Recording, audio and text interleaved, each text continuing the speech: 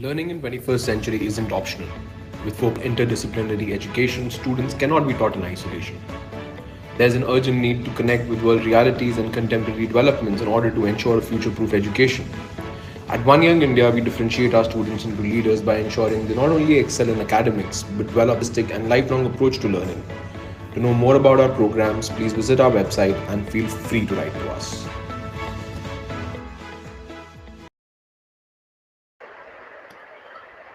So hi, hello everyone. I'm Swagat. I'm the founder at India. We are a forum for young leaders to engage in meaningful, correlative, and impactful education. What we do is basically design holistic programs and engage with students in ways where they're able to relate with developments around them and map them to their textbook chapters. Now the question arises, how do we do that? So for that, I'd be sharing my screen quickly. Please let me know if you're able to see this. So the question arises what we do.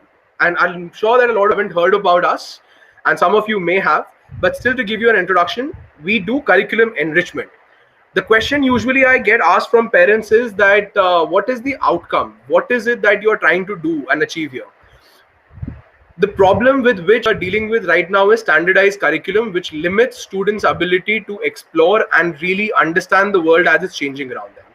Students these days are reading, so there is standardized curriculum in CBSE, ICSE, IGCSE, or IB boards where the students are taught about gradation, they're taught about gene editing, they're taught about, let's say, what is money, and they're taught about liberty, justice, and so on and so forth. But are they really aware about the major developments that are changing the world as we speak about them?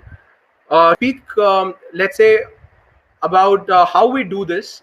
We do this through two of our programs. One is called as Education in Action. The other one is called as Model Niti Aayog.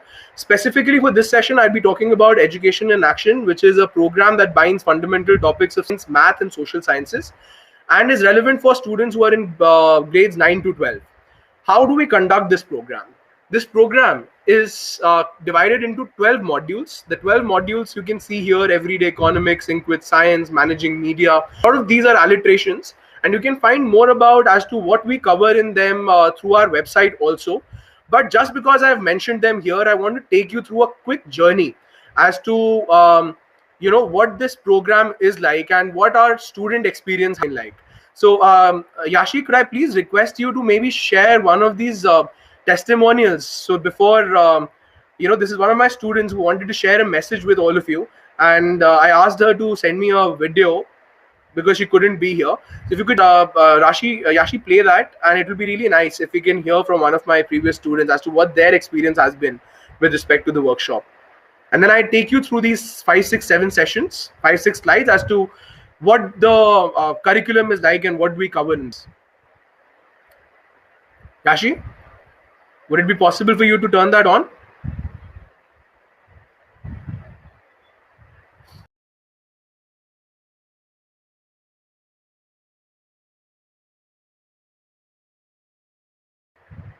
All right, I think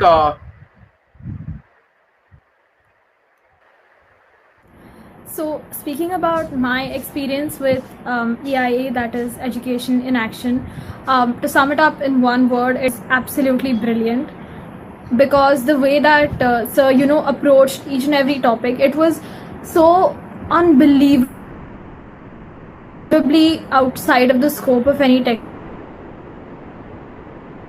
textbook that I'd seen, where we were connecting one topic with the next so seamlessly. Yashi, I think the video is lagging a bit. Maybe we can just skip this altogether. Where they flowed in with each other, and instead of just having the rote learning, it was genuine.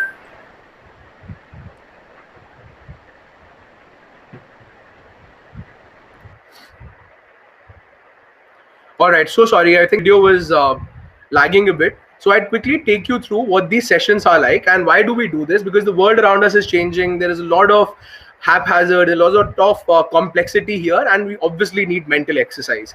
So what are these sessions designed like? First session is called as Sync with Science. Now this is a really interesting session, and I love this slide because it talks about contemporary movies that all the kids and maybe our generation has seen. So the first video that you see here, the first picture that you see here is that from Matrix, and the one on the right hand side is that from Terminator.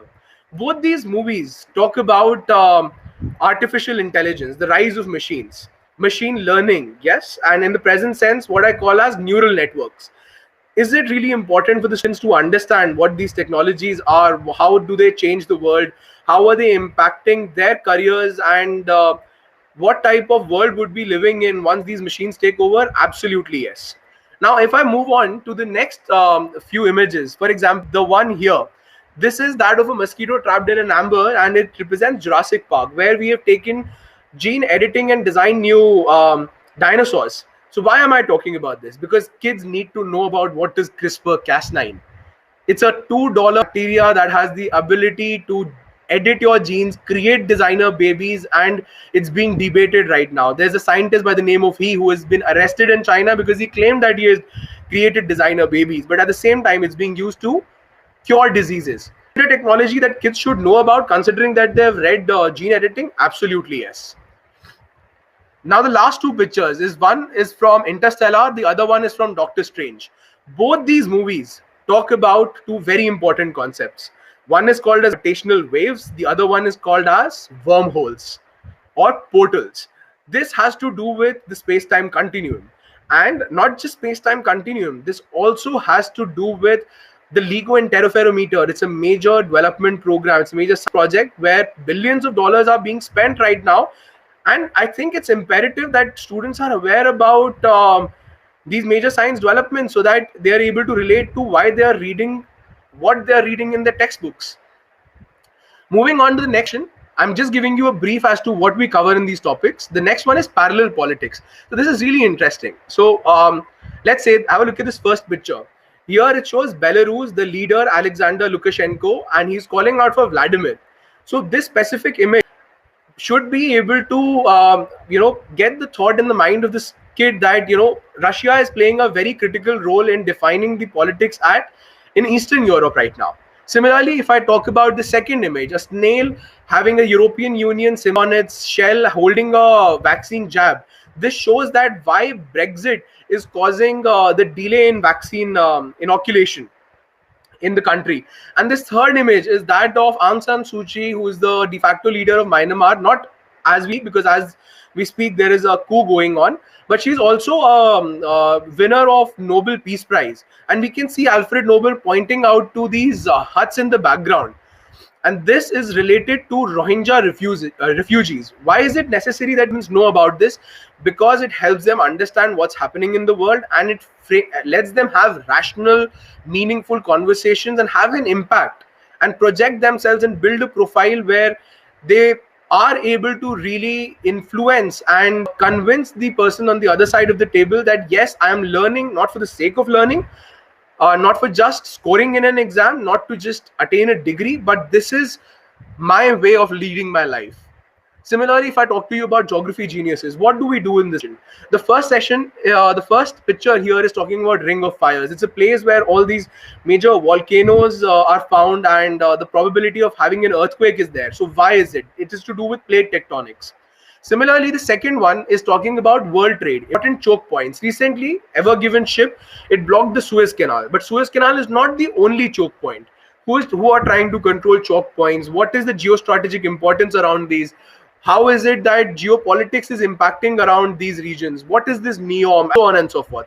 Similarly, if I talk about Antarctic Treaty right now, while there was a time when Greta Thunberg was all the buzz, but since our media is like that, nobody is covering it. Schools haven't stopped covering about climate change, and all the fuss has died down.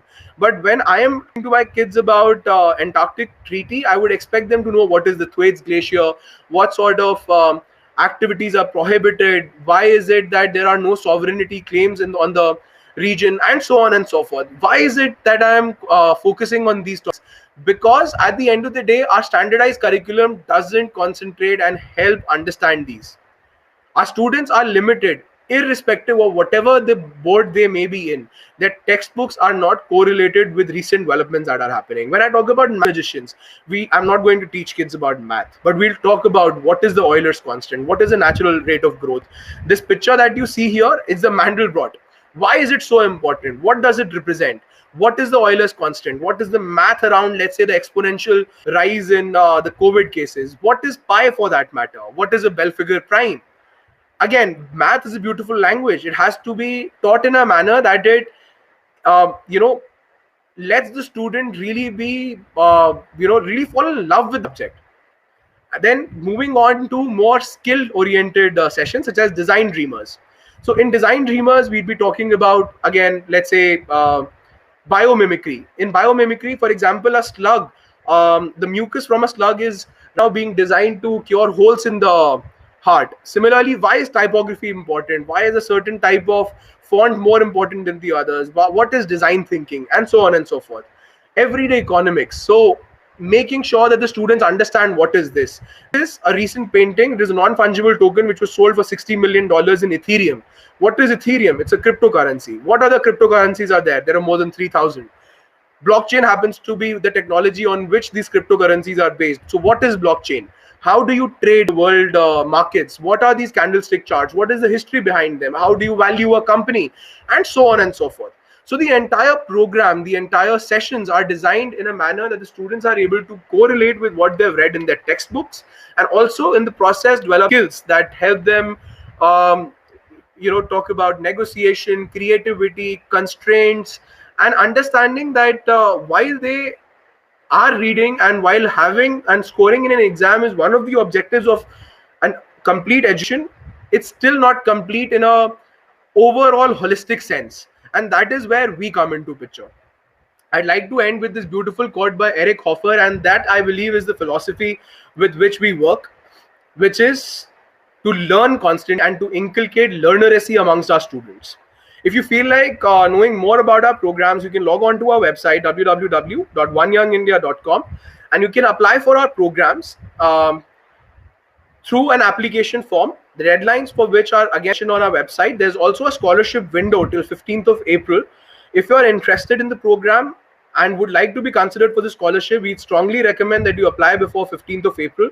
As of now, we have a total of 40 seats, of which 17 have already been filled. We'd close the admissions to the program as soon as we have 40 seats confirmed. With 40 seats, this is not 40 seats taught all in once. This will be divided into 10 sessions, 4 groups of 10 each. The program fee is 25,000 rupees inclusive of taxes for the summer program. And then there is another format, a weekend format, where these sessions happen every week for 2 hours in 3 batches. Again, more details about that you can find on our website. I'd really like to just, open the session for any questions if you may have, Yashi, or any of the sessions regarding this. And I think I just like to keep it really, really concise. Yeah, I am really sorry, but we'll have to end this session as we're running quite some time. But I know that they're looking for the link to the website, so maybe you can paste that on the chat here. Okay, all right, I'll just quickly have a look at that. And of course, students and parents, you can definitely meet Swagat at his table as well, because he will still be here for another half an hour or more. So feel free to do that. All right. I'm going to have to end the session. And yes, Swagat has shared the link to the website. So thank you so much for that. And thank you, Swagat, for the very informative session. Great. Thank you. Thank you.